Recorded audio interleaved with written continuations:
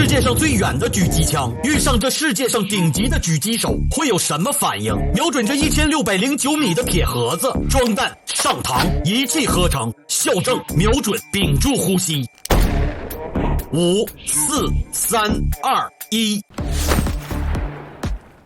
他叫李宝库，是一名狙击特种兵。3年前，他正和搭档库宝在完成掩护友军撤退的任务。他们已经潜伏在草丛里7天了。无聊的库宝将女友的照片拿出来炫耀，宝库一脸不屑地吧唧了一下嘴。舒适的时光总是短暂的。此时友军的车队出现，但同时敌人也迎面驶来。库宝报告了距离，宝库锁定了目标，机枪手拿下。